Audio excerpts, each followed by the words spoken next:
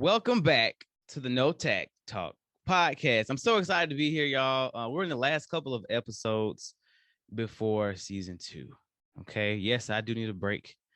Yes, it's been a year and a half, I think, since the first episode. I think will be number 68, if I'm not mistaken. But I decided to take a break for my birthday this year. I might do like a surprise little bonus episode, but as you've noticed, the last couple of episodes have been, gearing towards that. I had a couple of bonus episodes and a couple of Instagram lives to keep it kind of fresh. But it's people that I have wanted to have on, just in general. So the bonus episode, like, hey man, we might not have like a particular topic to hit, but I still want to talk to you, have some good conversation, because I think it's important that we see how we interact, me and that person or so and so on a daily basis. And so I've been enjoying it overall. And so but if you're new, this is your first time listening to the podcast, this is a No Tact Talk podcast where the only rule is to have no tact. And you say, Jay, what is no tact? We know what tact is, right? Everybody, to give you a brief synopsis, this is for you too, Heidi. I'm bringing her in. You already know who it is. I'm still bringing her in with an official bio. But it's basically, I guess it's kind of like you can call it like living your 100 life, or living unapologetically. And it's not. And people think like all the time, especially early on, like you just trying to have a reason to say what you want to say. Well, technically, kind of, but I'm not being rude. I'm not like being rash, nothing. But it's two different sides to it. On the introverted side, I feel like a lot of introverts go throughout their day and they want to say things, but they just don't want to rub people the wrong way, right? Mm-hmm. And I don't think that's cool. I think you should be able to speak your mind, because you go home like, man, I wish I would have just said that. And then that person you wanted to say it to, they're going to live in their life like ain't nothing happened when you beating yourself up, right? And on the extroverted side, for me, is that I might say too much, or I might be a little too rash or something, and people try to put me in a box, and I'm breaking through all of the boxes that I can. So that's kind of it in a nutshell. I break it down a million times in the episode. So if you want to listen to more of that, obviously check out the episodes. But I have an amazing guest today. And recently, as from last week, if you heard last week's episode with Ariana, she is part of the Shift Clubhouse that we do on Tuesdays at 7 p.m. Central Standard Time. Whatever that means to you in your area code or your time zone. But her name is Heidi Fernandez. Okay. And I want to say, I love your fire. I'm going to bring you on officially, but I'm still just giving people like some groundwork, right? I love the fire behind it because it kind of resonated with me. Everybody kind of wants to be all, and nothing's wrong with it. Nothing wrong with being, straight lined or seasoned, whatever you want to call it, right? But you definitely resonated with me with your passion and how you speak, because I'm like that all the time. So certified personal trainer, right? CEO of On the Move Fitness. Mm-hmm. You're a drummer, a piano player, a guitar player. I mean, I'm going through, right? You're amazing. So bring the applause in. How's it going? How's it going? Man, it is going. Thank you for that. Yes, Renaissance woman. Well, thanks to God, I am before I was a certified personal trainer, I think that's how people know me. I've been a musician all my life. What was the first instrument? Piano. Okay. Piano. I mean, I'm going to give my age out there because age is just a number, right? So I'm 34 years old. Me and my sister, we started singing in different churches and ministries when we were 5 and 6. Oh, wow. And then right at the age of 12, I knew I just, I wanted to do music. So from the age of 12, I started playing piano. It's funny though, because the church that I grew up in, I didn't play piano. I played all Latin percussion. Mm-hmm. Congas, timbales, bongos, if any of our Hispanics are listening, small percussion. And then when I moved to a city called Lakeland, I became like main keyboard player. And that's where I, was stuck at. But I play guitar, little guitar, I play bass, I play drums, I played sax in high school. What? So I love music. It's just alto or tenor sax. I played both, alto and tenor. I was on the drum line. Oh, nice. Yeah. Nice. My first instrument was the recorder, as everybody has played before. But no, actually, I tell this story all the time. I was in the drum line. I play, how you start in high school. You play like the cymbals first. Nice. Then like the bass drum. I had like the smallest one. I had to work my way up to the biggest one. Yeah. And everybody thought I was gonna play snare. No, I wanted to play the quads. And I love playing the quads. It was so much fun. One of the best days to date in high school was Veterans Day parade. You know, it's a super big parade for the high schools and stuff. And one of the guys was sick at the time, and it was just me. We had 2 quads for the band. Wow. And it was just me. And I told my director, I was like, hey, I'm gonna need some extra heads. Right. That's what I said. We had this cadence called the tonal. And so basically where I'm from in Birmingham, it's a giant tonal leading out. It's like the big area where everybody was at. Okay. I'm not finna do it. Like he's like, I'm not finna do that part, but I know it by heart to this day.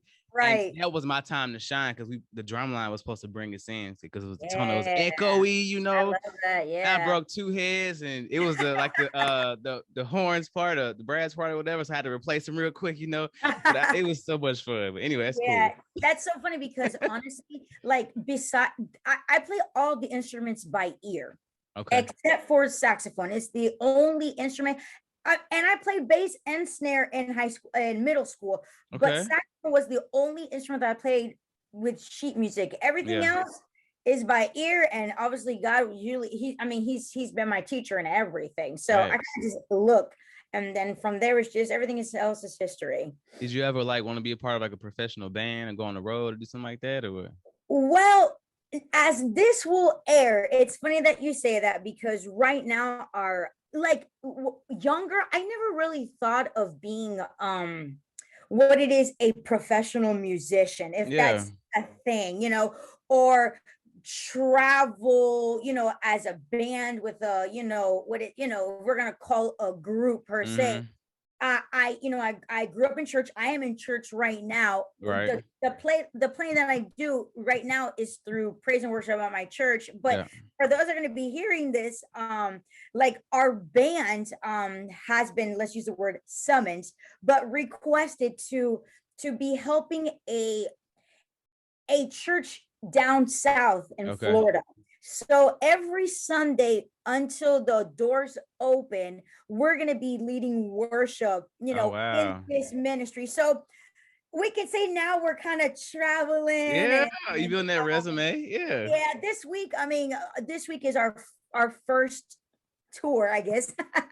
If you want to talk, you know, say it like that, but it's our first appearance in that specific ministry. But we've done a lot of outings if they request the band. So I mean, if that answers your question.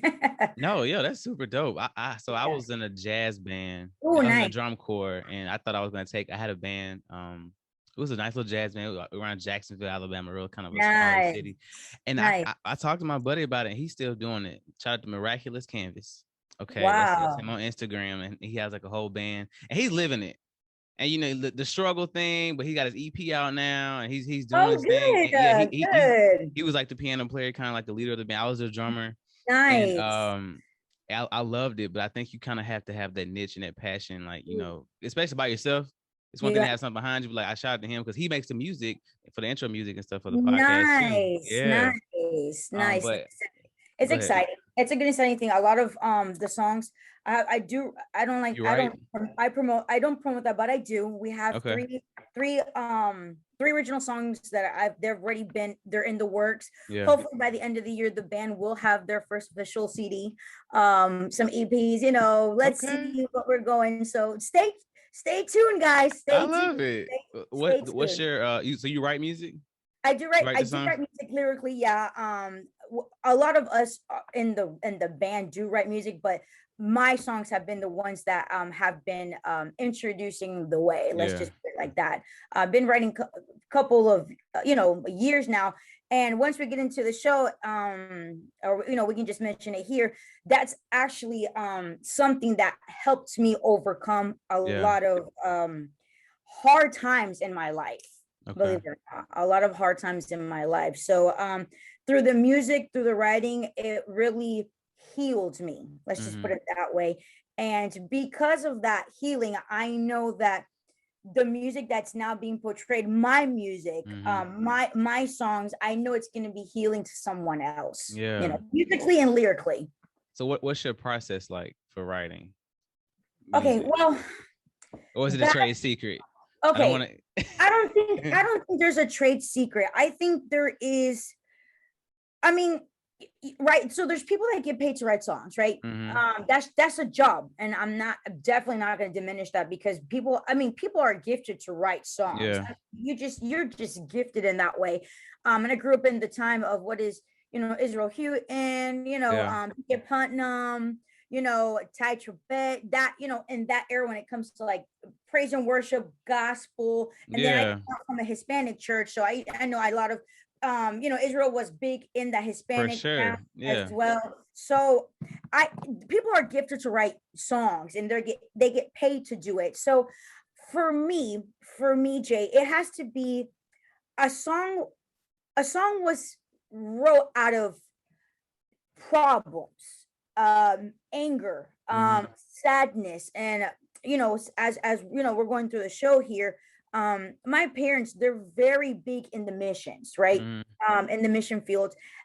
As I can remember, it's something that we did as a family every summer. You know how, we go to school, we tell our friends, what are you gonna do for the summer? I'm gonna go to summer camp, or I'm gonna go with my grandma. I'm gonna go to the parks. Well, every year my answer was the same.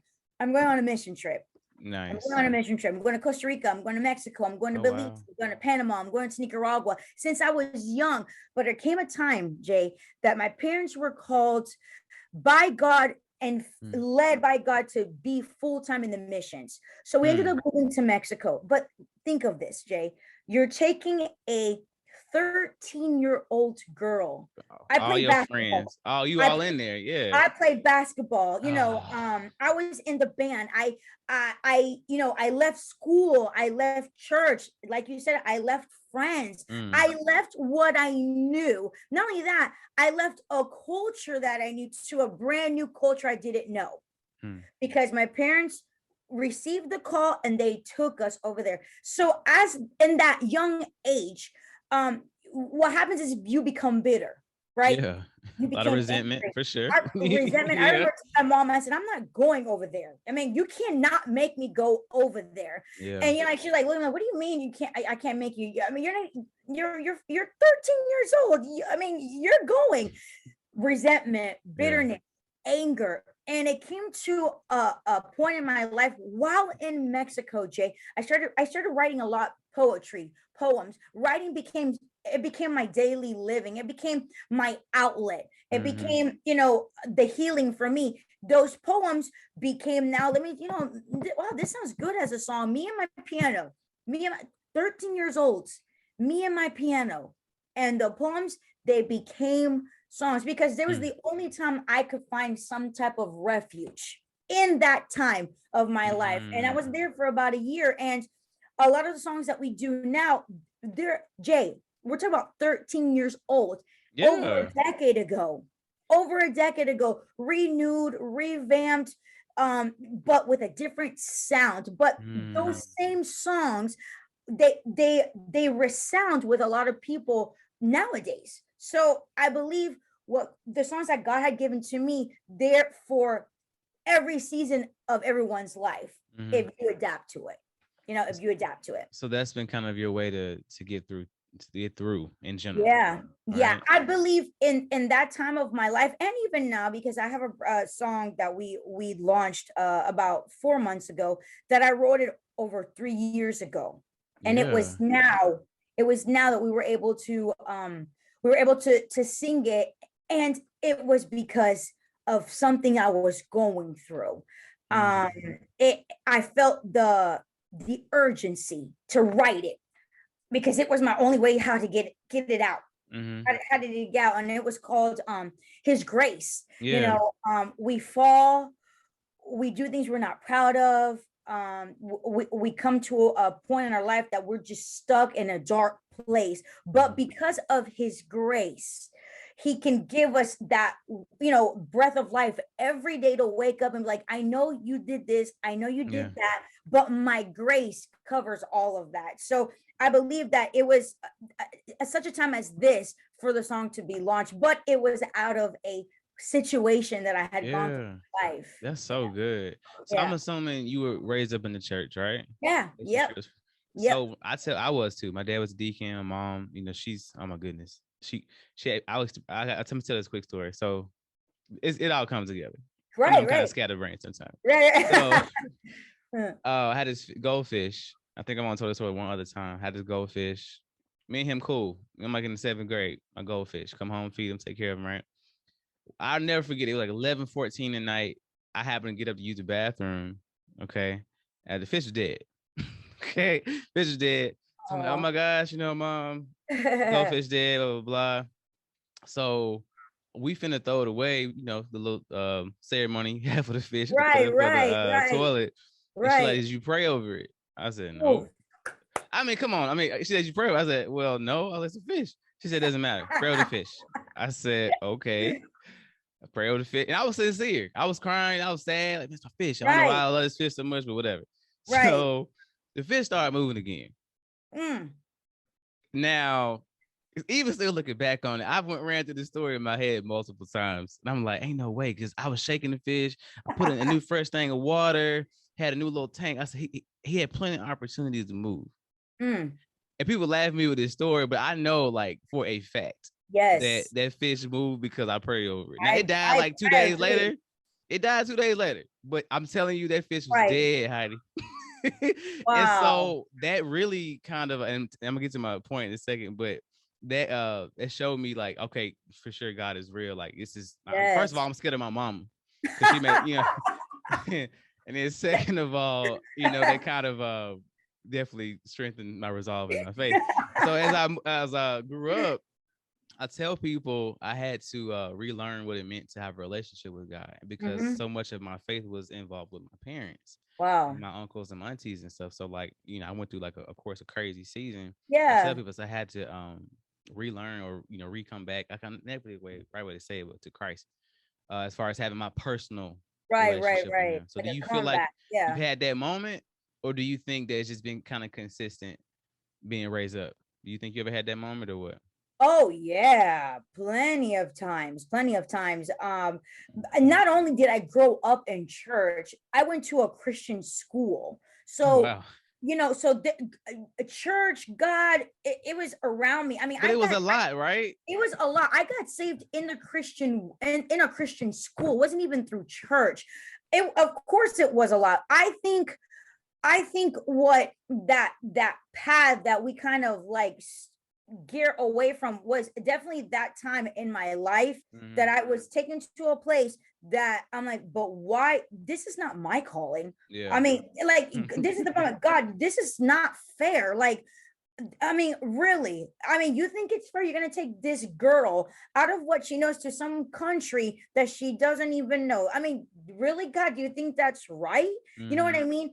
Throughout the years, though, I really began to understand that the God that my dad and my mom served, I needed that God in my life. It wasn't because, my parents followed God. This is how I look at it. When we go to heaven, it's not like I'm going to be able to hold on to their feet. I'm like, wait, I'm coming, because, as he served God, I can go up to, no, it comes to a time that you're like, God, I mean, are you real in my life? Like, I see that you move in my parents' life. I see that they're consistent with the relationship. Is this real? Because in the hypeness, I don't know if you heard of this, but when you get saved, it's that first love. Yeah. So you want to get into the Bible, you want to pray, you just have this hypeness of, but then life happens, and you're like, you know what, this is really not my thing. But I can't honestly say that I left like a season in my life not even going to church. You know what I mean? Like, Jay, when I say I grew up in church, I grew up in church. It's what I know. I can never say I experienced the world like people experience the world. I can say that I was on drugs. I did alcohol. Oh yeah, I'm not. Yeah. Yeah, I can never say I did that, but through church, you go through emotional stuff. That's what I'm saying. I think people see, don't, they don't see that part. Especially working for the church, you see the drama and the church hurt, all the stuff that people talk about. And so I'm legit asking for me, like, because that's what got me, is like, okay, well, I'm seeing everything's going on behind it. I did everything: usher, drummer, cutting the grass, Right. Even when I started playing for like bigger churches, 3,000 plus churches, I'm seeing like, okay, well, different leadership. Like it's like a hierarchy. Like somebody like, hey, I just want to talk to the pastor or whatever else, and it being this whole system and emails and text messages and and so people and I've taken up for both sides. I understand it's once you get so big, the organization is, that's why we got life groups and whatever else. But I just I'm asked that question too because I want people to see all sides of it, because I think you're probably the first person to say that, like that you just like you went through season but you were still in it. Yeah. Because for most people like me, it took me a minute. Like I still believe in God, pray with my food, that's how you know what I'm saying. But like I got me to get it from myself, because I think, and especially for a lot of people, I'm 29 when this comes out, birthday coming to 28, 29. They associated, especially like my dad was a deacon. My homeboy I did one with a couple weeks ago. His dad was a preacher, and he saw the dark side of tithing. He saw the dark side of like what happened, like these, the church. You know what I'm saying? Anyway. And so they're equating that. They can't separate the two. They're equating that with God. And so, how did you do that? How did you stay consistent and know that that was going on? Because go ahead. Well, look, right now, this is one thing. Growing up in the church, I stayed faithful to the ministries that I was in. Yeah. I've only been in 3 churches in my 34 years, right? One I grew up, the one in Tampa that I played Latin percussion. Nice. From that church, we moved to Mexico. When we moved back, we ended up in a city called Lakeland. Yeah. That's the church that I became lead pianist. From that church, I'm now where I've been for the past 12 years. So I've seen it all.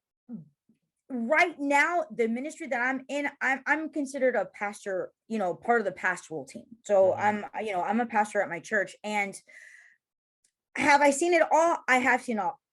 This is what I'm going to pinpoint when it comes to your question. Okay. When it comes to the money, that stuff, it's not even about that. I think what hurt me the most, Jay, was how people can easily betray the person that's over a congregation, in a sense of, you see that the pastors give so much to, let's just use me as an example. They give their time to me. They're always behind me, reaching out for me. How you doing? No, can we pray for you? Blah, blah, blah, blah.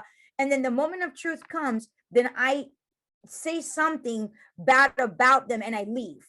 And I want to start talking bad to other members of the church about them. Yet these are the people that helped you in these situations. These are the people that took you out of those trials. Those are the people that know your dirt and yet cover you. And then you want to leave. So I think that's one of the biggest things that affected me. It happens in every church, get it. But I think at one point in my life, when one of the biggest leaders of our church talked bad, said just negative things, things that were untrue, that affected me. And it comes to a personal, like, really, God, is this how it is going to be? Right. Is this what church is about? Like this back and forth, backstabbing, dissing people. Do I really want to be for this? I stay in the world. For this, I don't. Why go to church? You know what I mean? And I think that was one thing that really hindered me until it came to a time in my life, like, God really had to be like, Heidi, this has nothing to do about how you feel, what happened to this person, because you're not coming here to serve them. You're coming here to serve me. So I can have people in and out, come and go as they please, but your relationship with me shouldn't depend on them. Absolutely. So I think that was something that really hit home for me when it comes to trying to stay consistent in a ministry or in church, period, Yeah, I mean, I always tell people I have time to have these conversations. I do. I have the time. A lot of people, I ain't got time. No, I do. God gave me the wherewithal that's good to do that, because people be trying to play the church. They do. They try to come for, they mention, I don't know, the Joel Osteens or the people that got messed up, or some guy, I forgot it. I can't even remember the dude's name because it ain't that important no more. But they see one instance or even a couple, 10, whatever, and forget that these men and women are for one human, and then for two that they're not God. Right. And so when they sit here and say that's why I don't go to church, no way. That's not why you don't go to church, no way. Right. You just don't want to get up in the morning. You know what I'm saying? Right. Like, right. You know, it's a church on every block. Find one that works for you. Don't make that an It's excuse. true. Now, could it cause a little trauma? Sure. Oh man, Of I thought it course. was cool, Pastor Jay. I get it, but sorry, I Yeah. failed. You stay, but that don't mean you stop. Yeah. Loving God. Even for me, a major traumatic event happened at the time. I was going to church with my dad, and Pastor got killed. Right, it was real bad. And so people started trickling away. Like it hit me pretty hard, and I left. And for a minute, I'm gonna give you the real short version for sure. Yeah. I don't want to get Yeah. my feelings, but I left to go to, at the time my parents said my mom was going to a bigger church, or another church rather. And my dad was, it's my home church where I grew up in, right? Right. But I remember telling him, and especially saying it to myself every Sunday, I could almost like preach it myself because his brother had stepped in, and amazing guy, great guy. But I guess I don't know. You kind of like in an interim place. So I went back, and he's killing it now. But I think in that space, it just took everybody for a minute. It took the church some time to kind of bounce back from it. So I was like, hey, I'm gonna go church with mom, and so that created a kind of a rift in my family. Sundays are bad days. Because my dad, it was some rough times, Pops. If you listen, it was rough, and he kind of felt betrayed. Like, we the reason you playing the drums, we the reason you doing this at the third. And I was like, well, it ain't like I'm finna go serve Buddha. Wow. I'm still serving God. But I told him, I said, like I was saying about the sermon, I was like, well, I'm tired of drinking milk. I need some steak. Oof. And so, that's when I kind of had to break apart from. And that's nothing wrong with their own theologies, ideologies, whatever. But I think it was more of a humanistic side to it. It wasn't guys like, I bet you going over here, just still do you. That's what I'm thinking. But it caused a big rift in my family. Like now we can talk about it. But as a kid, it's kind of like you saying they took you like 13. Yeah, I think I was like maybe 16, trying to just go with my mom. But I mean, every Sunday is supposed to be a good day. It was a bad day. Wow. You know how you a kid? Oh man, you come home from church and you eating dinner. Yeah. Oh yeah, we did this at church today. I played around with so. I could not say any of that. Wow. So, but in telling those stories, and like you're doing too, it makes the experience more real for people. Because I think we're just so me. This happened to me. This happened in this experience. Your auntie could have been messing with the deacon wife or deacon husband, whatever, right? All these stuff that we hear about, that does not change God. That's right. That's right. Well, but I had to put myself in their shoes as well. I'm like, okay, well, if I made a mistake in believing in man and believing in that situation, then that would probably scar me. Yeah, that's and true. So on one end, I'm being aggressive, no tact, right? Because they trying to give me like these excuses. On the other end, and that's something I had to learn for sure, is to show compassion. Yeah. It's to understand, empathize, but get them back on the right track, just like I had to do the same. Right. You know what I'm saying? Right. No, it's like today is you, but tomorrow could be me. Yeah. So the same compassion that God or whoever shows them, I'm expecting the same thing tomorrow. You know what I mean? Because you just never know. Like you said, we're people, we're human. You know what I mean? We're bound to, go through a not so pretty road. And when the time comes that we really want to get back into whoever's listening to, whether it's church or whatever you believe in, you want to make sure someone is there in your corner, helping you, rooting you, and helping you get back on that track. You know what I mean? So good. Yeah, for sure. That's what's up. So transition. How did you get involved with the shift? All right. How did you get involved in speaking? And I want to say motivational speaking, or what? How did you get into this? This is okay. Well, check it out. Motivational speaker. That's funny. I don't consider you be killing it. I know it's not like your title as you go by, but I don't consider myself that, right? Yeah. But I do speak out of passion, because I know where I've been, and I just don't want people to be stuck there either, because we're talking about all this church stuff, and I grew up in church and blah, but things weren't always good. Things were, there was patchy parts in my life, right? So if I can help someone go through or surpass things that I may have gone through mentally, then yeah, I'm gonna try to push and help that person. But how I got into the shift, well, check it out. So as you know, you interviewed a very good friend of mine, very good friend of mine, and believe it or not, me and Ariana have known each other a year now. We met through a program, and her book was the resource of that program. Throughout the program, we reached out to each other, we started talking to each other, and then beginning of this year is when our mindsets collide, because we share a lot of the same interest, and one of those being fitness, right? So we got into fitness a lot. We did, like you and your brother, we do challenges back and forth. And our relationship, our friendship, got stronger because of it. Mind you, she's in another state, she's where you're at, and I'm in here in Florida. And we were bouncing a lot of things back and forth. She had told me about Clubhouse back in February, and I checked it out. Listening to her in her element, doing what she does, and the good thing about Clubhouse, and for those that have rooms, they have that option to let people come on stage if they want to add on to something. And I remember one Friday, she goes, I'm gonna have everyone come to the stage. I want you to say something. I love to listen. I love to listen to people that are gonna pour into me, whether spiritually, whether financially, whether mentally, whether they're gonna break limits off my mind. And I just would come in just to listen. That's it. Just come in to listen. And one day she did that. And that day when that happened, I'm like, oh, this is cool. It felt good. And I remember Jay. This 30-day morning motivation that I've seen you jump in a couple of times. Just a little bit every now and then. Yeah, just a little bit, because you got to wake up early for it.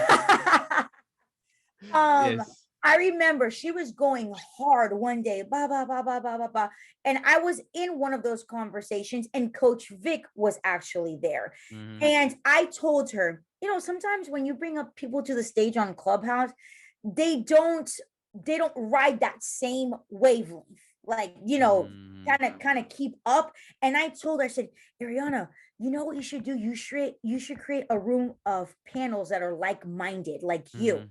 Not thinking of me in this. I was in no way trying to form into this panel. And she was, oh my God, that's a good idea. I think that's great, blah, blah, blah. And I remember she told me this when I was in that one room that Coach Vic was there. I said something, I dropped a nugget, and I left.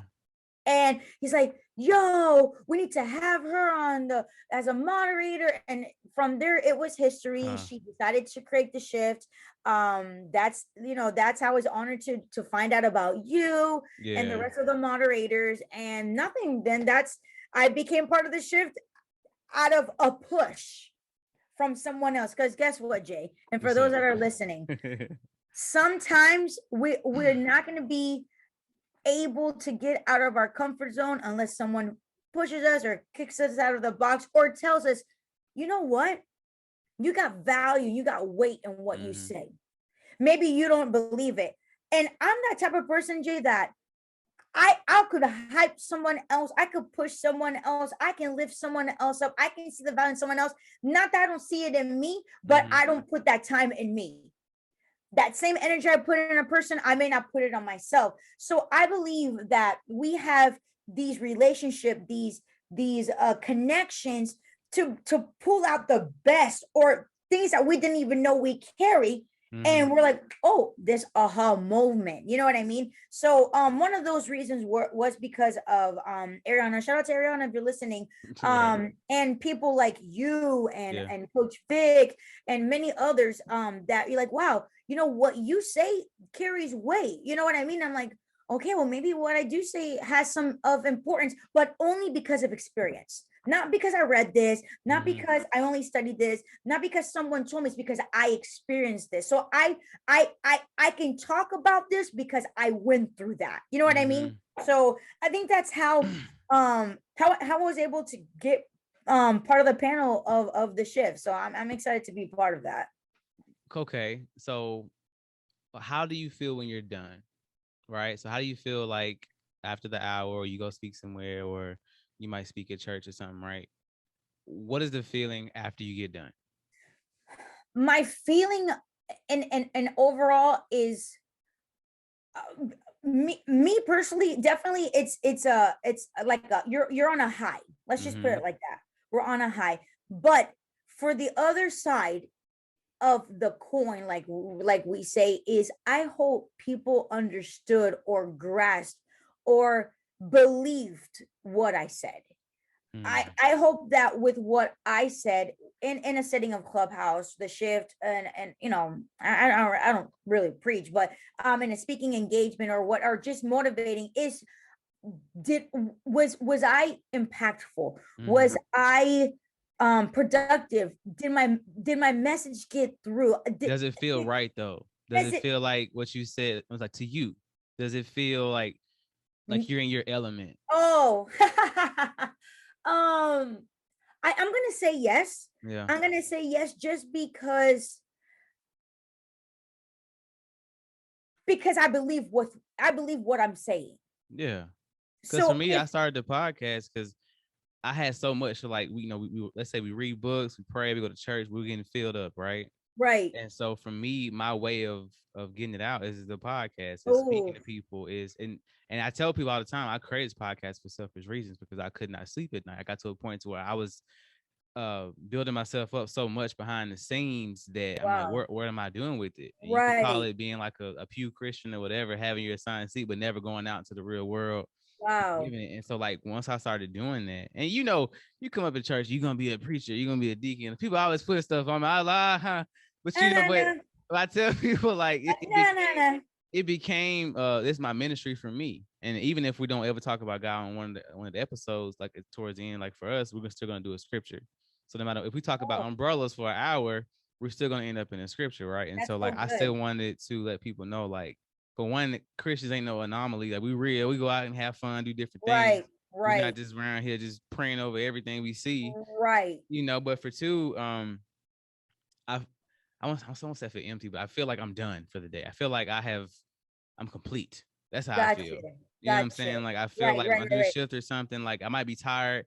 And usually when it starts, I'm either just getting off work, or I'm like a long day, or just leaving the gym. So I'm pretty tired, but I have to, like, get myself in that mindset. Like, no, this is me tapping into that purpose. This is me. I love that. This is what makes you earn your sleep. I love that. And I agree with you, Jay. I really do agree because to answer your question even a little bit more deep, besides being complete or being, this is my purpose, it's something that we've been talking about a lot lately. Just, I think, in overall, is you feel fulfilled. You know what I mean? You feel, maybe this is not something that because there's a title behind my name, because it's not Heidi Fernandez, motivational, entrepreneur, freedom coach or whatever, or maybe that's not my title, but I can say that once I've done something like that, I feel fulfilled.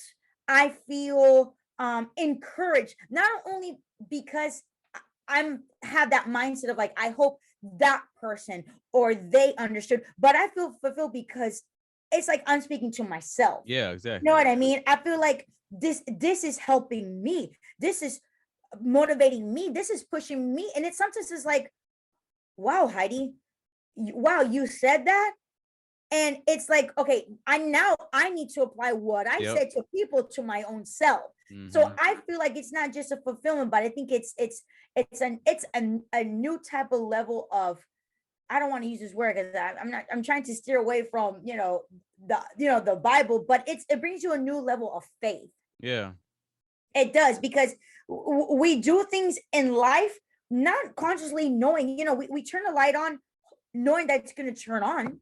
We're not going to be like, well, I hope this light doesn't turn up. No, we go and turn our cars on, not thinking, oh my gosh, my car's, what if it doesn't turn on? No, we don't think like that. We just put the key in the ignition, we turn the key, and it turns on. And I think that sometimes when I do the shift like that, I always try to get mentally prepared, like, God, or just research and the topics that we bring. I hope that whatever I bring to the table, whatever I say, not only affects other people, but it affects me as well. Yeah. It affects me as well. I think about it like a movie though. All right. So we might see, like, one of my favorite movies is Ali, with the one with Will Smith. Okay. And, yeah. You seen that movie? Yeah, I have. So he had a lot of great monologues in there, but the one I liked is when he was talking to the news reporter. He was sitting down, he's gonna get ready to fight Joe Frazier. He had his whole little litany of stuff he was saying, and I'm feeling it, right? I'm feeling it, right? Right, I'm in it, right? Doing what movies are supposed to do, right? And so when I'm speaking, though, it's flipped. You become the movie, right? And so it's like, but I'm glad you said that. You said, well, okay, I'm speaking to myself. And so a lot of times we're thinking all the time, right? We're thinking all the time, and we want to have that feeling, but we don't want it to be fake. We don't want to just be around here yelling. Right. And when you have that feeling, like you were saying, like, yeah, I want to help people, I want to make the difference, but oh wow, that actually came from me. That came out my mouth. I do it all the time. Right. I'm listening to these podcasts over, like, oh dang, all right, Jay, like, but even before every episode, like, I had to start doing that, maybe like 10 episodes in, like, hey God, I wanted to be more of you than me, because now I can be firm in that, knowing that you're blessing it so that you're allowing it to help other people. And what I'm saying holds a little weight through you.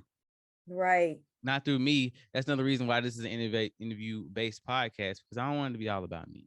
I'm enough. But I wanted to show people that through my guests and through our conversation that we can still have no tact and be able to live a certain type of life, but have that movie moment. So when you in your thing, that's why I was so excited to have this conversation. But when you in it, I'm feeling it. I'm feeling what you're saying almost more than anybody else, because I just feel it. I don't know. Like I feel like we got. I'm trying to think how I said it the other day in my head. Like, I don't know. It's where you belong. I'm not saying it's what you're supposed to be doing, but right. It's sincere. Right. And so now you become that for somebody else, but you from a humble place for sure. Yeah. But that you know what I'm saying? I know I'm kind of rambling a lot, but like people know, like, when somebody's saying something, it's coming from a place. It's coming from, like you said, a place of hurt or experience, and not just because I read this book. And that's why I'll be talking about the quotes and the acronyms and stuff that don't really resonate with me. Cause I'm like, you just read out a book somewhere. You ain't go to no 7 steps of pain. But I get it. People need something to hold on to chew on and go on with. But for me, I want people to get a feeling. Yeah. I want people to know that it comes from pain. Know that I'm not just talking out the side of my neck. And I hear a lot of that every time I hear you speak. And it's great. It's amazing. Thank you. I appreciate that. Yeah, sure. I do appreciate that, man. So, I do. Next part. Next part. I used to make really smooth transitions, but now how'd you get into? Go ahead. Yeah, how'd you get into personal training? Oh, that's the question I was waiting for. Honestly, it's so funny. I didn't think we were going to get into. So I made it last. I love it. I love it. You're hitting every aspect of my life that describes who I am. Yeah. What is church? God. I mean, I say a lot of church, but it's really God, right? Mm-hmm. Second, music. I mean, music is my life. Music is my lifeline. I can tell.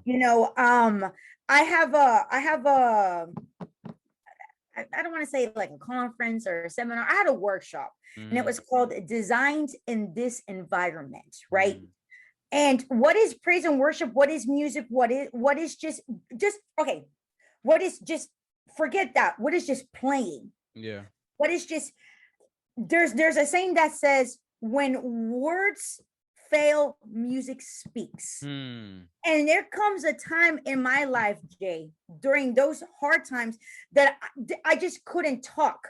And maybe I was crying over a piano. And for whoever who's listening, like, I feel this really, really strong. Maybe you're going through a situation and you just don't know how to explain it. You don't know how to say it. God understands tears. God understands emotions. Yeah. He can take your anger. He can take your sadness. He can take your bitterness. He can take your resentment and turn it into joy, make it a happy place for you. But you just got to show it in a way that you know how to. I can't stand people that are, tell me like, how you feeling, and we'll just talk about it, but maybe I just don't know how to talk about it. Show me, maybe I just don't know how to show you my way. But music became that outlet, that became my lifeline, it became my environment. I felt like when I was taken out of that environment, I would die. Just like you take your goldfish out of the water, it's gonna die. Once you take out a plant out of the ground, out of its root, out of its soil, it's gonna die because you took something out of its environment. So for me, I felt like music was my environment. It was my place to grow. It was my place to bloom. It was a place of that intimacy and be like, you know what, God, I just don't know how to explain how I'm feeling. But you know what? Let me just play this. And this is my way to talk to you. This is the way I'm going to speak to you. This is my way how I'm gonna pray to you. I just don't know what to say. I don't have the energy. I don't have the feelings. I just don't have just that want to attitude. Let me just play it. So I say all that to come back to your question about fitness. Yeah, I'm with you. After coming back from out of living all that stuff, I went back to church, and I struggled through something personal, and I this is how I this is no tact, right? This is no tact. Everything is allowed, right? I mean, it's not rated or anything like that. Everything is allowed, right? Yeah. In my head, Jay, I would rather want to feel pain externally than internally. So let me say that. Burn myself, cut myself. I couldn't deal feeling pain in the inside. And so I would use unhealthy ways to do that. I would do dangerous ways to do that. Not only that, we were going through a lot of family issues. And I just didn't know how to handle it, right? And so I handled it incorrectly. I handle it not the Christian way. You know what I mean? It may not be. I get what you're saying, but like people always, it's your way that you had to get through. Right. You know it's my way. Can't nobody tell you how to get through what you're going through. And this is going to church. Yeah. I mean, this is going to church. This is like it comes there comes a time that this is where God, you need to come in and do something.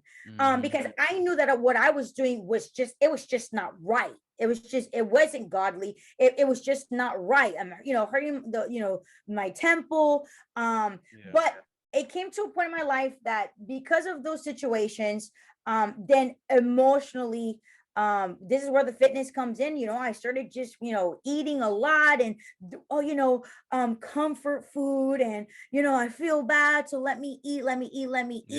For people that's good, for other people it's not good, but it comes to a point in your life like, okay, why are you doing that? What is the root? What is the reason? And if we don't get to the reason, then we're never gonna be able to fix it.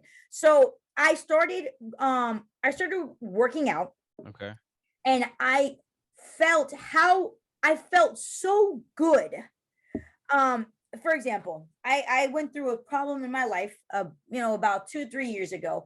And I'm like, Heidi, you're gonna have to find a different type of outlet to let your frustrations out. You have to find a better outlet instead of hurting yourself. That's how it came down to. You need to find a different way because this is not going to work. You had an aha moment? Like, I did have an aha moment. An aha moment. And I'm like, you know what? Let me just go for a walk. Let me cool down. Let me not go into the car, start banging the steering wheel, because that's what I used to do. Let me not punch a wall and hurt myself. Let me not, find something and break it. Or Jay, I'm talking about some issues, like internal issues. I have to find a different way. It came to a part that I started walk it out.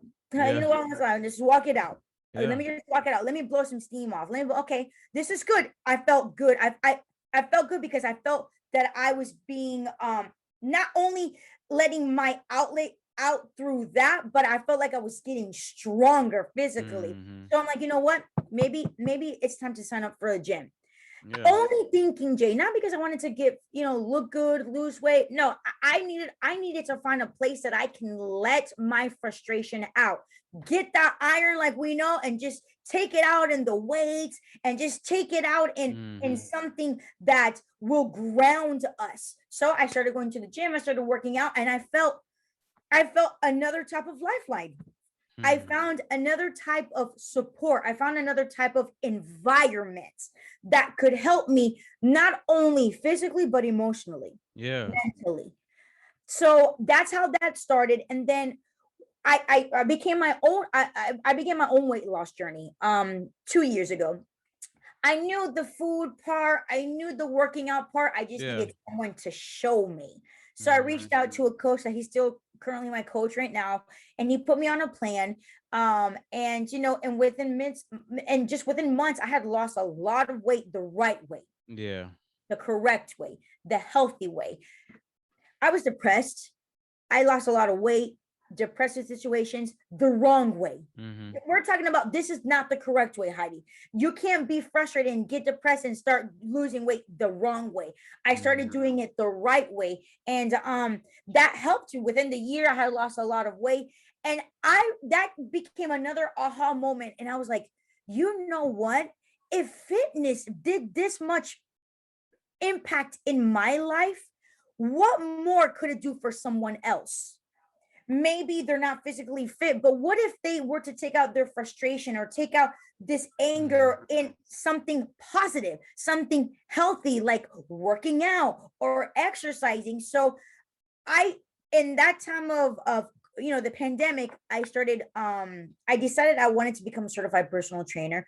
So I did the book work, I did that part, I did the classes, and in August, I got certified as a certified personal trainer. In the same month, I launched my business, is what it is, On the Move Mobile Fitness. Where every move is a better you, right? There you go. The concept of the business is like, I don't need you to do a marathon. I don't need you to do a triathlon. Triathlon. Thank you. I don't need you to get on the bike and go 2-3 hours hard on it. I just want you to get up, walk, just do something.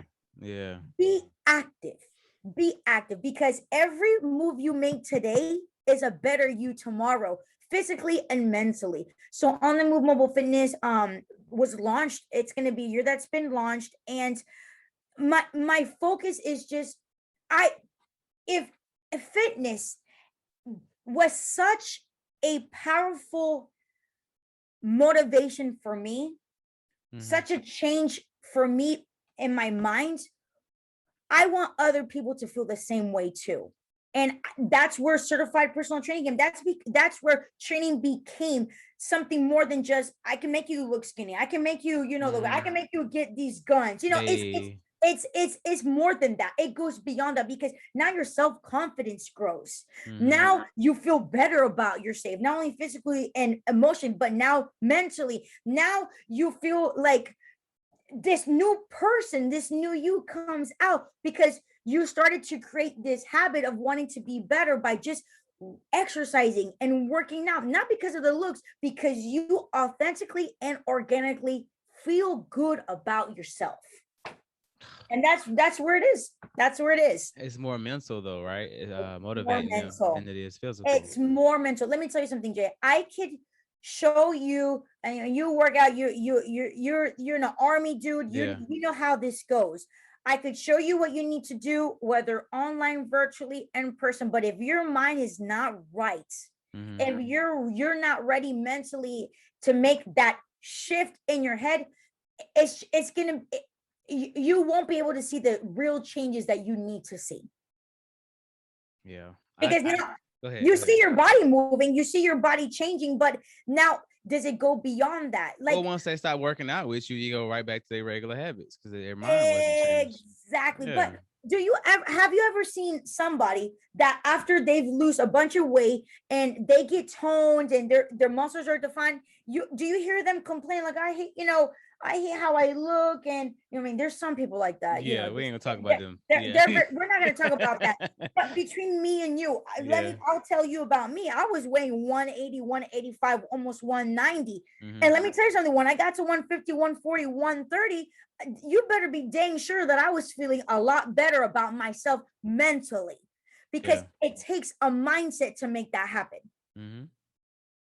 It takes a mindset to wake up in the morning to work out. It takes a mindset to put that Snickers bar away and let me get a bag of carrots. It takes a mindset to I hate eating healthy. What is it? I heard your on the Instagram story. Yeah, no, on your the shit you were talking about, the American cookie. Gray's American Cookies. Yeah, that you said that's like right next to your house. Oh yeah, man. Listen, that's my vice. Chocolate chip 190. I was 190 because I like to eat. I'm not gonna lie to you. I love to eat. I'm a Hispanic Puerto Rican girl, and I'm not allergic to anything. I'll eat anything. Listen, I'm a Michigan kid. I'm a Michigan kid. Let's just put it like that. I'll eat you anything. I don't have a problem with food, but if food is going to take me to a place of darkness, and I mean, I'm just saying that not so deep, but for people, it does take them to a dark place. And if your mind is not right, you will not be able to get out of that dark place. Becomes a coping mechanism. Yeah. Exactly. Very big coping mechanism. So that's where the fitness came in. It's more, like you said, more mindset than just being active and being physical. My concept of my company is I just need you to move. Just move. Just get your body going. Like I said, where every move is my catchphrase, where every move is a better you. You make one tiny move today, that's a better you tomorrow. I don't care what you did today. Maybe you did 30 minutes of walking today, but you didn't do that yesterday. So that 30 minutes of walking today will drastically make a change in your life every day after, if you continue to create that habit and you're ongoing about it, Yeah, I'm loving this. Oh, goodness. I don't want to take up too much of your time. And I've been trying. I'm very long-winded. So I've been trying to make sure they're that's good, calculated, because I can talk forever. And I love this, and our energies are so. I love it. I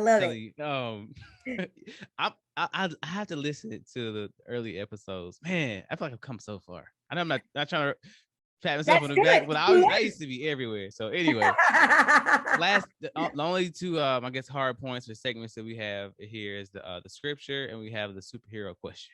Okay. Oh yeah. So if you could have any superpower, what would it be, and how would you use it to make money? Now, I know you're a great person. I know you love everybody. It's great, humble, awesome person, but it needs to be a selfish Heidi power. Something that will make your life better. It doesn't help anybody else but you. And it makes me money, you say? Yep. Be selfish. Like mine would be super speed because I can run forever, but I'm not a sprinter at all. At all. Oh boy. So you're like the Flash then. Okay. Yes, absolutely. Let's see here. Be invisible. What? Oh wow. Dang. It's good. Okay. Why? And how would you just make money? How would you use it to make money? I mean, are we talking like legally, or however you want to get it? I mean, you're invisible. You can go into a bank. I mean, you want to make money. I can get money from the bank being invisible. But they might see the drawers opening up and then they lock it at night. Like that'd be kind of creepy. They won't see me. They might get hit. You might get hit though. They're gonna see the bags walking away, unless that's part of your power. If you could touch something and it makes it. Yep, there you go. There you got it. So now I'm helping you out. You see, invisible. Like they wouldn't see me. Them opening where they put the key at, I could get the key. The key becomes invisible. So you wouldn't feel bad when you got home. You said selfish. You said selfish. I mean, you're talking to me about being selfish, Heidi. No, this is no God involved. I get it. I can have super speed and vibrate through the walls, get all the money I need. But how would I? But then God would be like, "Come on, Jay, I gave you this awesome power. You gonna steal?" I always take it there. I'm like, all right, I'm Judgment Day, and I got arguments. I don't know how it's gonna go, specifically. You got points. I do. Because Jesus my lawyer, right? Like, I'm gonna be like, from 18 to 20 something, me, that was a time. But after that, I was good. Right. Like 20 something, I was good. Right. I don't know. I mean, that was totally a random question. Definitely wasn't prepared for that one. I'm gonna have to think about that. But on the spot, it would have to be that. I mean, I guess be invisible. Well, I never thought, and I'm gonna be honest with you, I never thought anybody would ever say that. I know. I'm gonna tell you why, and feel free to fact check me. I'm pretty sure I said this last episode too. Did you listen to the last episode when we were on the whole thing? With Ariana, not the whole thing, but I think I said it with her, but if not, anyway, it don't matter. So I always use invisibility as an example because I'm always talking about the Flash. I was like, hey, let's just use it as an example because what I do is I dissect the superpower that you pick. Okay. I always use this as like a dating question. If you got, you want to see somebody, see who they really are in the first, second date. Right. First of all, look at their keychain.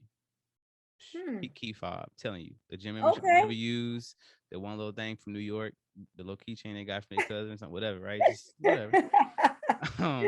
But for two is you ask them a superpower question because it's usually the opposite of what the superpower is. Okay. I've been wrong a couple times, but out of the 60-some episodes, I'm pretty on spot. So I'm trying to preface this because it hit me because I'm like, damn, I'm ready for this. Okay. So usually when people say, and this could not be the case at all, when people say they want invisibility, it's because they don't want to be seen, but it goes a lot deeper. That's like self-esteem issues. That's like you and especially for me in a conversation, and knowing like being behind the music and stuff like that, like it's a lot of stuff you go through it more internally that you want to kind of be in that shell. I hear you. Think about the ostrich on the cartoons. He got nervous. He put his head in the hole because you don't want to be seen. You want to still do you, very introverted. But I know for a fact, for me at least, the most extroverted personalities, you're very passionate. Yeah. Who fills us up? Right. We go out, we motivate. Right. We do different things, right? We go on shifts.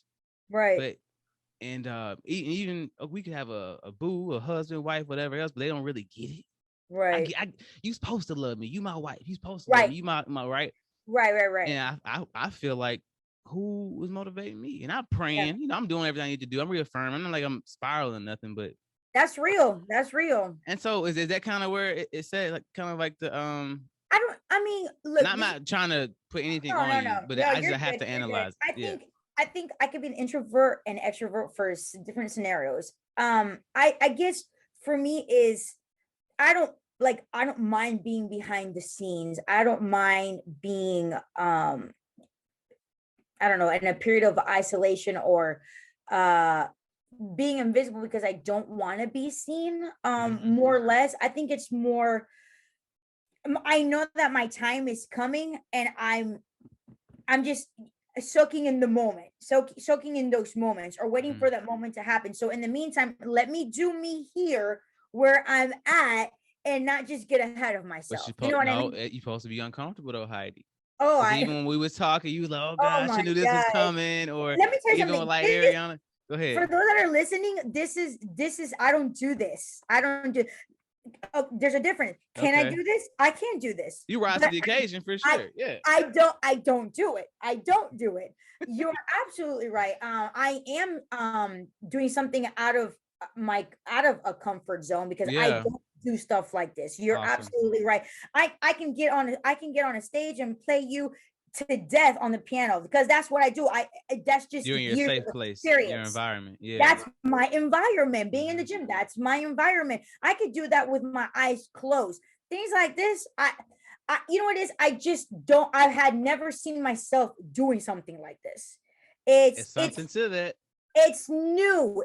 So when it's something new, something of the unknown, you feel insecure about it. You feel like, oh, let me be behind the scene. Let me be invisible for a moment, So even you asking me about doing this, this specific, or this episode, I was like, yeah, my head went crazy. I went everywhere. I'm like, what, huh? Like what? Because in your mind, you're not used to something like this. Again, can I do it? Hands down, no problem. I'll make it happen, but it's not something I do. I don't do this.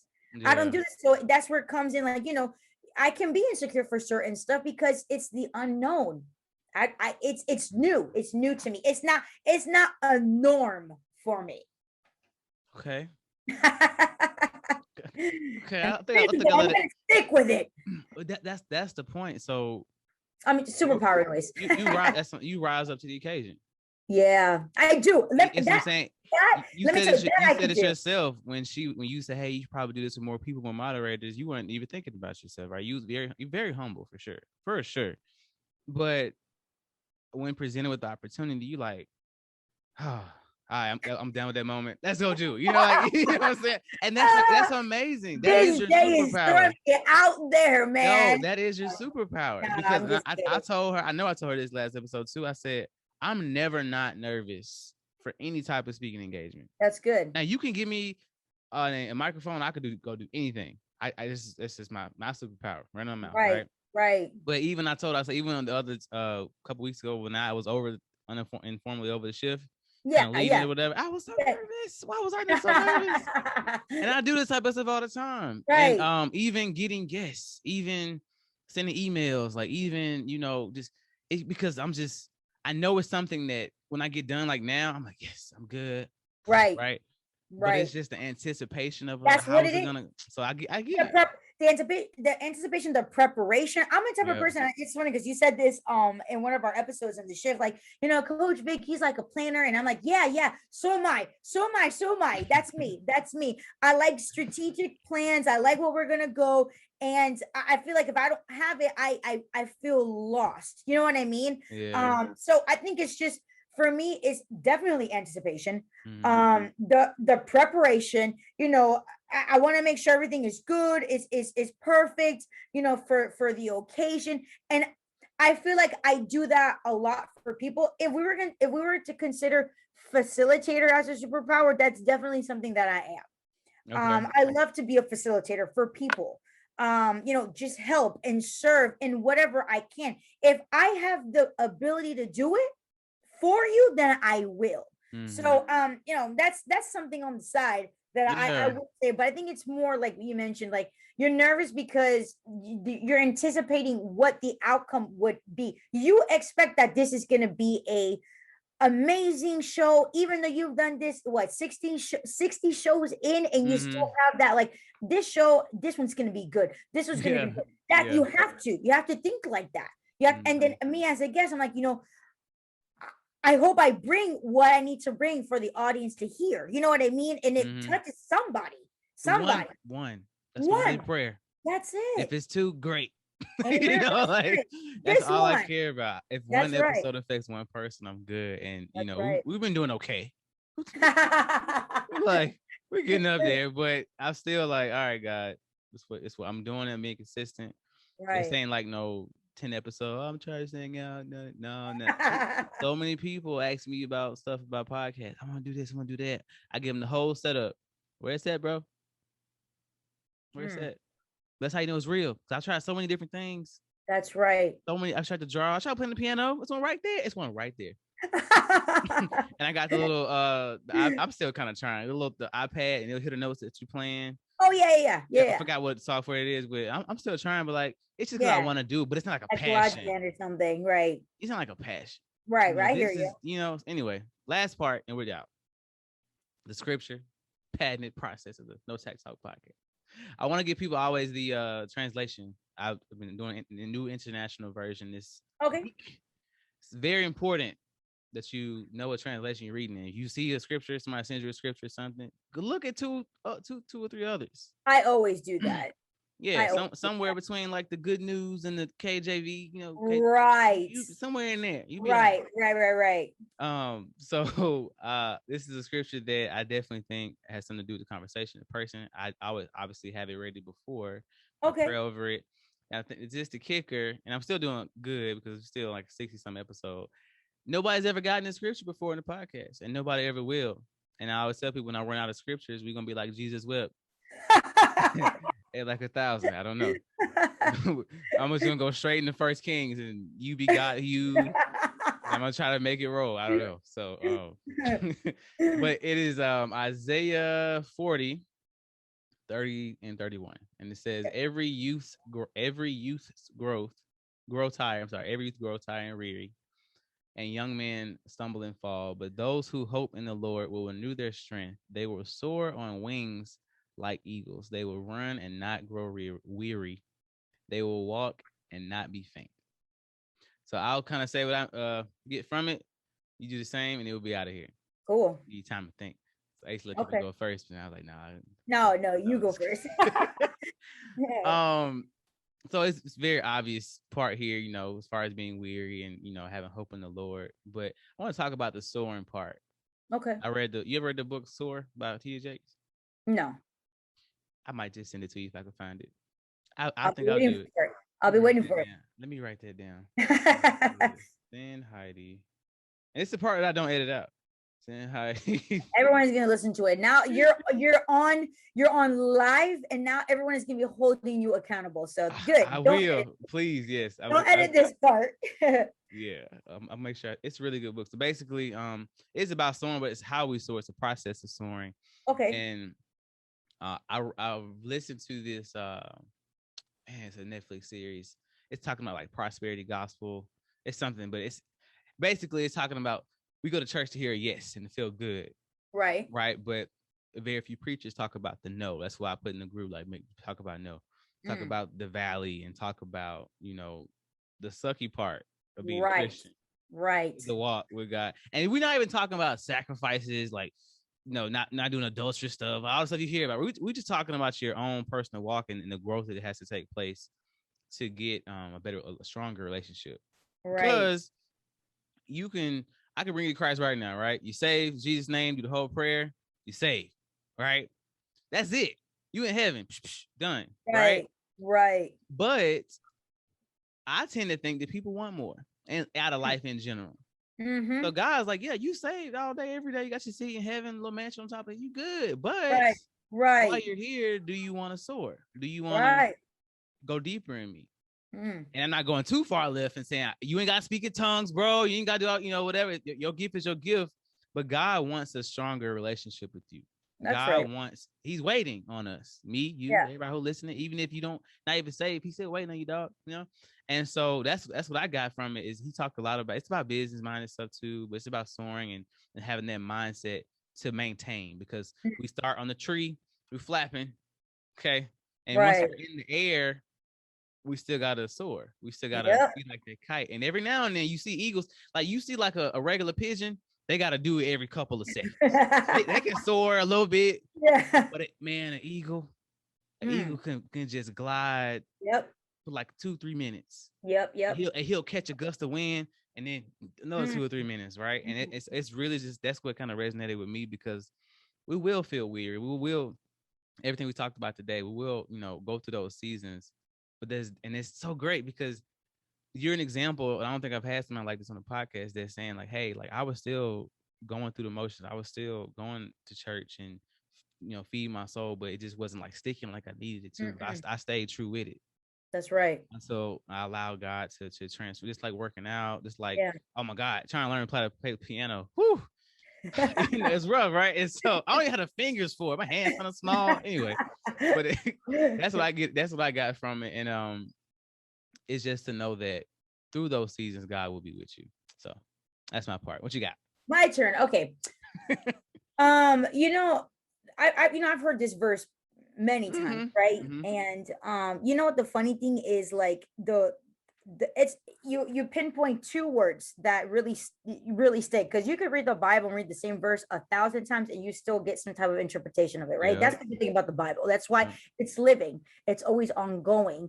It's not a dead book. So once it says its thing, it's not like, okay, well, won't need to hear that verse for the next years of my life. No, you'll read the verse again, like, oh my God, that's been there that whole time, and you said it, and I'm like, oh wow, I didn't even realize that. Youth and young men.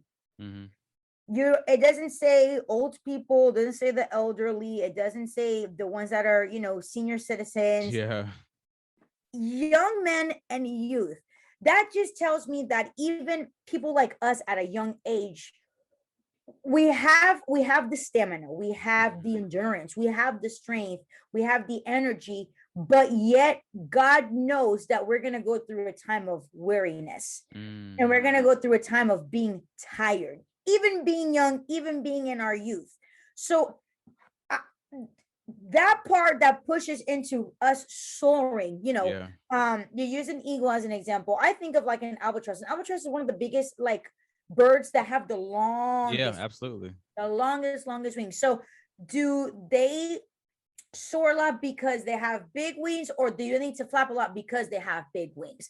I love that it uses the eagle as the perfect example, because let me tell you, that bird, that's a savage bird.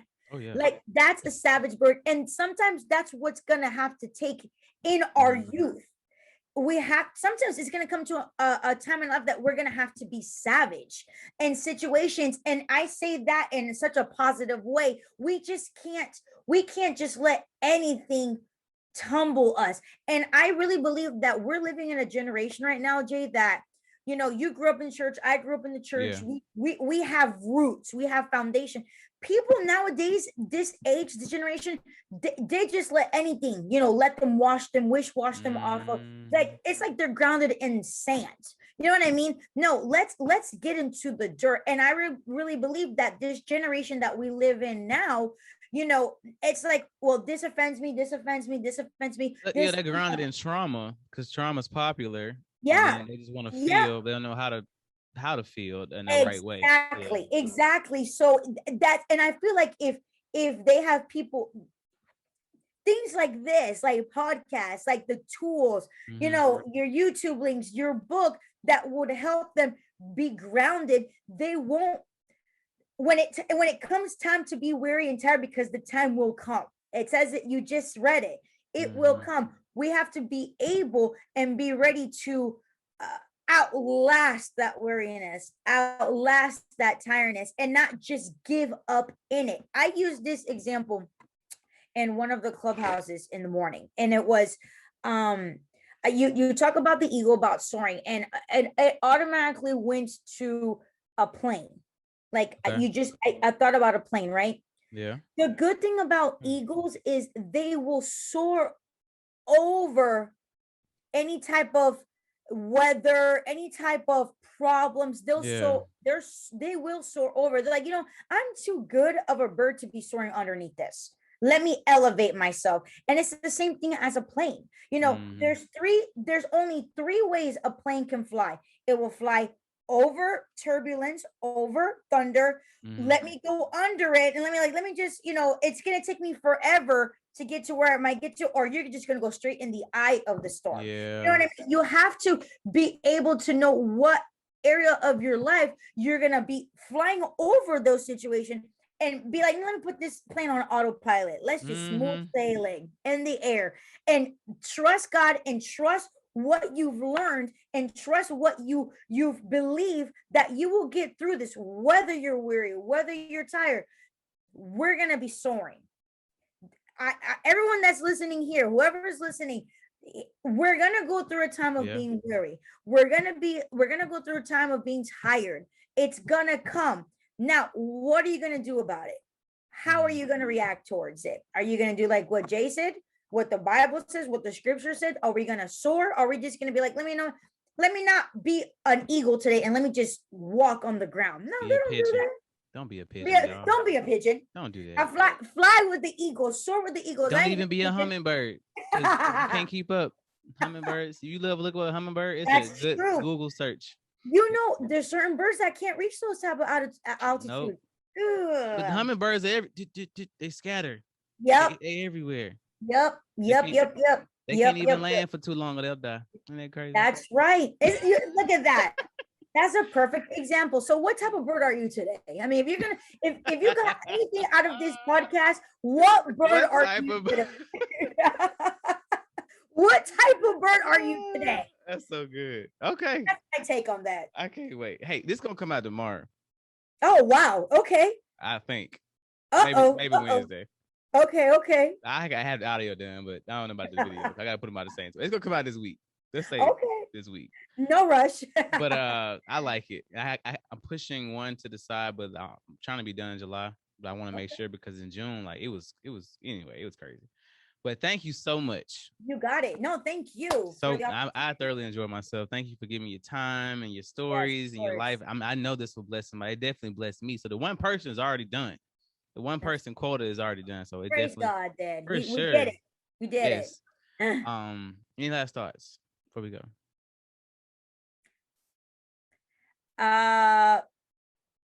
The moment you stop learning, you stop growing. And you know, that was a random thought that I just thought of right now, but it just came to my head right now because every situation in your life, any situation that we're going to go through, it's a learning situation. It's a learning. So the moment you stop learning from even negative things, bad things in your life is the moment you stop growing. It takes maturity. It takes a different type of mindset to be like, you know what?